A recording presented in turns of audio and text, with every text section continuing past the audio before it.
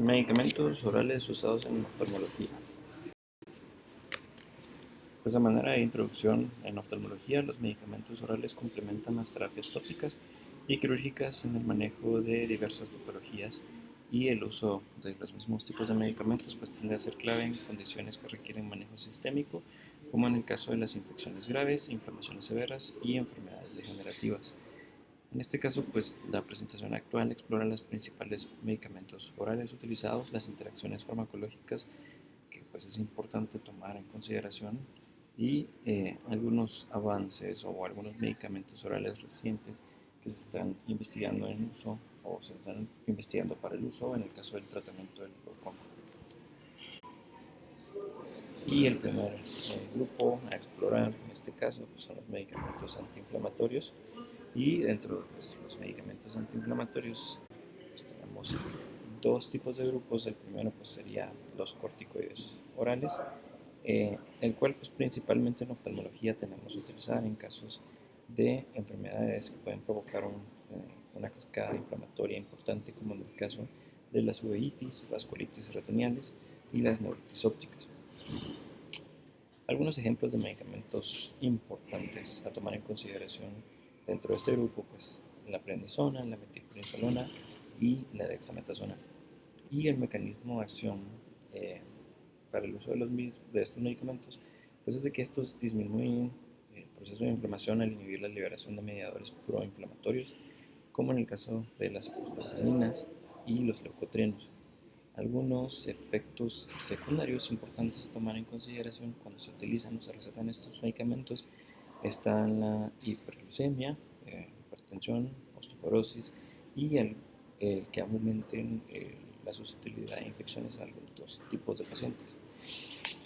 Y algunas interacciones que pues, es importante tomar en consideración, pues está la potenciación de las hiperglucemias cuando pues, los combinamos en pacientes que pues, están usando algún tipo de hiperglucemia cerebral, y que puede existir un riesgo aumentado pues, en caso de ulceraciones gástricas cuando utilizamos con algunos otros medicamentos que tienden a ser lesionantes para el sistema gástrico, como los antiinflamatorios no esteroideos. Y pues hablando de estos, el segundo grupo serían los antiinflamatorios no esteroideos o llamados AINES. Los AINES pues pues actuar inhibiendo el proceso o efecto de la ciclooxigenasa, o la COX-1 y la COX-2. Estos reducen la síntesis de prostaglandinas responsables de la cascada de inflamación, y pues de igual forma los utilizamos en procesos inflamatorios importantes. En este caso se menciona aquí la escleritis, como pues algunos ejemplos a tomar en consideración. Los medicamentos más comunes que nosotros vamos a utilizar pues, este grupo, el ibuprofeno, naproxeno, diclofenaco, indometacina, y los efectos secundarios importantes que nosotros debemos recordar aquí, pues obviamente estos medicamentos tienden a provocar irritaciones gástricas, nefrotoxicidad y aumentan el riesgo de sangrado dependiendo del medicamento que estamos utilizando. Algunas interacciones que es importante siempre recordar, obviamente el riesgo de sangrado aumentado como anticoagulantes cuando se utilizan en conjunto con anticoagulantes como la warfarina, y la reducción de la eficacia en el caso de utilizarlos en conjunto con algunos medicamentos antihipertensivos.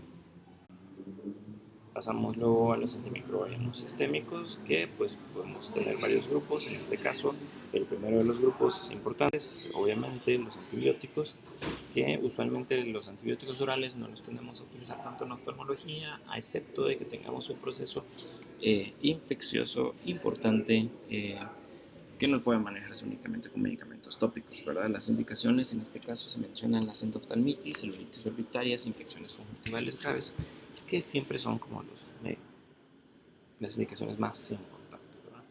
Y algunos ejemplos de medicamentos que pudiéramos utilizar en oftalmología para manejo de este tipo de enfermedades, pues obviamente tenemos las quinolonas, como la ciprofloxacina y el levofloxacina, que son medicamentos de amplio espectro y lo podemos utilizar para diversos tipos de enfermedades o diversos tipos de infecciones. Las tetraciclinas, como la toxiciclina, que en el caso de oftalmología pues tenemos que utilizar en las rosáceas oculares, y las meibomitis, los macrólidos como la citromicina, claritromicina, que se pueden utilizar en el caso de infecciones palpebrales, en este caso importante que también los podemos utilizar en el caso de tracoma, como las acitromicinas, las penicilinas como la amoxicilina clavulanate, que pues, se pueden utilizar en casos de celulitis orbitaria o en pacientes que puedan estar en algún periodo prequirúrgico o postquirúrgico por cualquier tipo de procedimiento. Y estos medicamentos o antibióticos, pues dependiendo del tipo, van a actuar de manera diferente, pero en términos generales se sabe que interfieren con procesos bacterianos esenciales como la síntesis del ADN en el caso de las quinolonas o el síntesis de proteínas en el caso de las tetraciclinas y macrólidos, que pueden ser como parte importante de, digamos, la pared celular, por ejemplo. Y algunos efectos secundarios, pues a recordar, las alteraciones gastrointestinales, reacciones alérgicas en algunos otros casos y fotosensibilidad. Algunas interacciones importantes a tomar en consideración siempre, que pues algunos medicamentos pueden provocar quelación en casos de suplementos de calcio, hierro y magnesio, y la potenciación de toxicidad en pacientes que están utilizando anticoagulantes. Luego tenemos los antivirales. Los antivirales, pues nosotros tenemos que utilizarlos en principalmente procesos como los herpes ocular, la retinitis por citomegalovirus y algunos medicamentos importantes a tomar en consideración aquí, pues obviamente el aciclovir, valganciclovir y el famciclovir. Y estos tienden a actuar inhibiendo la síntesis del ADN viral al momento de bloquear la ADN polimerasa. Los efectos secundarios importantes a recordar siempre, pues en este caso la toxicidad renal y la mielosupresión, y algunas interacciones que son importantes tomar en consideración: el incremento del riesgo de toxicidad renal con otros nefrotóxicos como los aminoglucósidos, por lo que pues siempre tomar en consideración usarlos con cuidado. Los antifúngicos, en este caso, importantes indicaciones, las queratitis fúngicas y las endoftalmitis fúngicas, que tienden a no ser tan comunes, pero siempre es importante tomar en consideración las opciones que podemos tener. Y aquí pues podemos utilizar los fluconazoles, voriconazoles, itraconazoles, anfotericinas B orales, y estos tienden a actuar alterando la membrana celular fúngica al inhibir la síntesis de ergosterol. Algunos efectos secundarios que siempre es importante recordar es de que pudieran causar hepatotoxicidad en algunos pacientes y náuseas, ¿verdad? Y dentro de las interacciones medicamentosas importantes es de que pues estos tienen o provocan una inhibición enzimática que potencia los niveles de medicamentos en el caso de pues cuando utilizamos medicamentos en conjunto como las estatinas y las warfarinas, por lo que se deben utilizar con cuidado. Luego pasamos al tratamiento sistémico para el glaucoma. En este caso pues es importante tomar en consideración que estos medicamentos pues no son tan comúnmente utilizados, pero se utilizan mucho en los casos agudos de glaucoma que necesitamos un control rápido de la presión intraocular. Y tenemos los inhibidores de la anhidrasa carbónica, que pues como mencionaba, casos agudos, en este caso el glaucoma agudo de ángulo cerrado y el glaucoma refractario, ¿verdad? Se utilizan cuando nosotros tenemos pacientes con presiones intraoculares elevadas que necesitamos un manejo o un control de la misma pues lo más pronto posible. Y algunos ejemplos de medicamentos que se utilizan de forma oral: la acetazolamida, la metazolamida y el diclorfenamida. El mecanismo de acción es de que estos tienden a actuar reduciendo la producción del humor acuoso al momento de inhibir la anhidrasa carbónica. Y los efectos secundarios pues es de que pueden provocar acidosis metabólica, parestesias y cálculos renales, por lo que se deben utilizar siempre con ciertas consideraciones en mente. Las interacciones importantes que se deben recordar en este grupo pues es de que provocan o tienen un riesgo de hipocalemia al momento de combinarlos con el uso de algunos medicamentos como diuréticos, y al momento de utilizar con salicilatos pues puede haber una potenciación de los efectos, ¿verdad? Y luego tenemos algunos otros medicamentos que son pues terapias un poquito más novedosas, en este caso los inhibidores de la roquinasa, que pues tienden a actuar mejorando el flujo de salida del humor acuoso al momento de relajar el trabéculo. Y dentro de los importantes acá pues el riposudil y el netarsudil, y estas pues tienden a ser utilizadas en dúo combinadas con prostaglandinas. Y también tenemos los agentes neuroprotectores como la memantina, que pues actualmente está en investigación y estos actúan bloqueando los receptores NMDA para prevenir el daño por excitotoxicidad en el nervio óptico, que pues obviamente es un punto importante en el caso del manejo del glaucoma, por el efecto que se da obviamente sobre el nervio óptico por la presión intraocular aumentada. Algunos otros medicamentos que podemos utilizar que vienen de forma oral, que no caben dentro de las categorías anteriores. Tenemos inicialmente los antihistamínicos orales.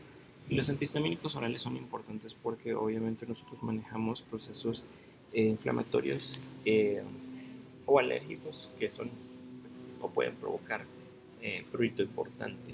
Y en este caso las indicaciones pues, importantes, la conjuntivitis alérgica, la urticaria ocular. Podemos utilizar medicamentos como la loratadina, cetiricina, fexofenadina y la hidroxicina, y estos tienden a actuar bloqueando los receptores H1 de la histamina para reducir la respuesta alérgica. Dentro de algunos efectos secundarios que se deben tomar siempre en consideración y se deben tener siempre en mente es de que pueden provocar somnolencia, y esta somnolencia tiende a ser menos frecuente en antihistamínicos de segunda generación, o resequedad bucal en algunos casos. Siempre recordar que al momento de utilizar los medicamentos antihistamínicos, pues al usar en conjunto con algunas sustancias como el alcohol o algunos otros medicamentos como los depresores del sistema nervioso central, pues pudiera provocar una sedación aumentada, lo cual obviamente puede ser riesgoso para el paciente, por lo que siempre se debe pues, hacer la mención. Y los inmunomoduladores, que pues en este caso son medicamentos que nosotros tenemos que utilizar al momento de pues, tener enfermedades traumáticas, ¿verdad? O enfermedades autoinmunitarias. En este caso se menciona las tales como la síndrome de Sjögren, pero también podemos mencionar el lupus eritematoso sistémico y algunos medicamentos comunes de uso, el metotrexato, la ciclosporina oral, el micofenolato, mofetil y azatopina. Dentro del mecanismo de acción, pues es de que estos modulan la respuesta inmunitaria al inhibir la proliferación celular o la actividad de los linfocitos. Y dentro de los efectos secundarios, pues estos provocan supresión medular, hepatotoxicidad e infecciones oportunistas. Y al momento de pues, utilizar en conjunto con los AINES, es importante recordar que pueden provocar un aumento de la toxicidad. Y en conclusión, pues los medicamentos orales en oftalmología pues tienden a ofrecer opciones terapéuticas esenciales para el manejo de las enfermedades complejas. Sin embargo, pues es fundamental considerar los mecanismos de acción y las interacciones farmacológicas para minimizar los efectos adversos y optimizar los resultados clínicos que estamos buscando, ¿verdad? Las investigaciones continuas de terapias sistémicas como agentes neuroprotectores y moduladores del flujo acuoso pues van a representar un futuro prometedor en el tratamiento del glaucoma y otras patologías oftalmológicas. Nosotros como médicos oftalmólogos, pues obviamente somos médicos que ya han utilizado varios de estos medicamentos en el pasado, por lo cual siempre tomar en consideración todos los efectos positivos, negativos, adversos, secundarios que pudieran presentarse para el momento de nosotros recetarlos, ¿verdad? Y utilizar los medicamentos de manera consciente y de manera pues que no provoquemos algún tipo de daño a los pacientes. Y pues muchas gracias, aquí tenemos la bibliografía, espero les haya gustado la plática.